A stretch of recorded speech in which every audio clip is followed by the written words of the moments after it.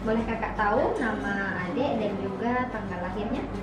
Nama saya Cici Kak, saya lahir tanggal 10 November 2012. Oke, kakak cek dulu ya gelang identitasnya. Oke, benar ya dengan adik Cici. Nah, jadi adik Cici, berdasarkan rekam medik adik ini mengalami ketidakseimbangan cairan. Nah, oleh karena itu kakak di sini akan memberikan tindakan untuk menyeimbangkan cairan di dalam tubuh adik. Nah, nanti kakak akan memasang infus di tangan adik. Nanti ada rasa sedikit nyeri waktu kakak menyuntikkan di tangannya ya. Nah, nanti kalau nyeri adik bisa tarik nafas atau bisa bilang ke kakak. Nah, nanti kita lakukan di sini sekitar 10 menit. Apakah adik bersedia? Oke, kalau gitu kakak siap-siap dulu ya. Nah, teman-teman tahu nggak sih glomerulus itu apa? Nah, jadi ginjal kita itu kan ada 2. Nah, di dalamnya itu terdapat glomerulus. Glomerulus itu fungsinya adalah untuk membuang cairan yang berlebih pada tubuh kita dan menyaring zat sisa pada tubuh kita.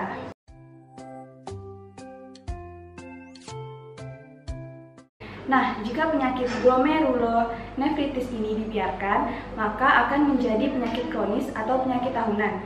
Dan penyakit ini yang biasa kita sebut juga dengan penyakit gagal ginjal.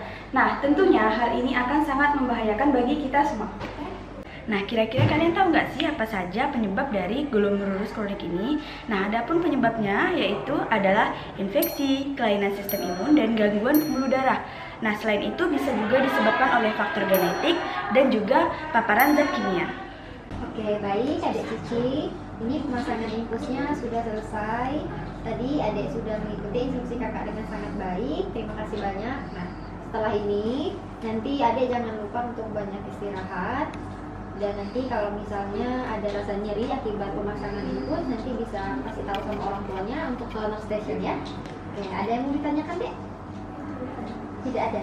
Oke, setelah ini kakak akan kembali ke ruangan. Nanti 3 jam lagi kakak akan kembali ke sini untuk mengecek cairan infus adik.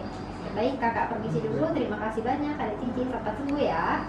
Semoga tekanan darah adik juga cepat turun. Kakak permisi dulu. Selamat pagi. Sama-sama. Nah, teman-teman, tanda dan gejala yang dapat muncul pada pasien yang mengalami glomerulus nefritis kronik yaitu yang pertama, urin berwarna kemerahan, yang kedua, mengalami tekanan darah tinggi, yang ketiga, bengkak pada wajah, tangan, kaki, dan perut, yang keempat, merasa kelelahan, yang kelima, jumlah buang air kecilnya berkurang, dan yang keenam, muncul cairan pada paru-paru pasien. Nah, jika teman-teman mengalami hal tersebut, segera periksa ke pelayanan kesehatan ya.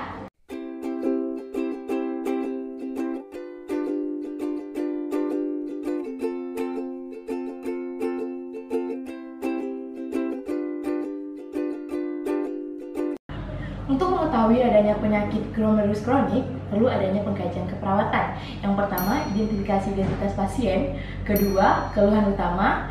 Ketiga, riwayat penyakit keluarga. Keempat, riwayat penyakit sekarang. Kelima, pengkajian fisik. Dan keenam, pemeriksaan diagnostik. Nah, untuk mengetahui adanya pemeriksaan diagnostik, apa aja sih? Yang pertama, melakukan pemeriksaan tes urin. Yang kedua, tes darah. Yang ketiga, tes imun. Yang keempat, pemeriksaan radiologi, dan yang kelima, biopsi ginjal. Adapun penata laksanaan yang dapat kita lakukan pada pasien dengan glomerulus kronik ini yaitu penata laksanaan farmakologis dan penata laksanaan non-farmakologis. Penata laksanaan farmakologis terdiri dari pemberian penisilin, pengaturan dalam pemberian cairan, dan yang ketiga itu ada pemberian diet rendah protein dan makanan lemak. Serta jika pasien mengalami gagal jantung, maka kita boleh memberikan yaitu pemasangan oksigen. Selanjutnya, penata laksanaan non-farmakologis terdiri dari yang pertama, anjurkan pasien untuk istirahat. Yang kedua, kita harus memeriksakan tanda vital secara 3 kali dalam sehari. Yang ketiga, kita juga boleh melihat kondisi pasien. Jika pasien mengalami lemah, ada kemungkinan pasien mengalami gejala payah jantung. Dengan itu kita boleh memberikan posisi yang nyaman atau posisi semi-fowler. Baik, untuk diagnosa yang sering muncul pada penderita GNC, diantaranya pertama ada nyeri kronis, yang kedua ada gangguan eliminasi urin, dan yang terakhir ada hipovolemia.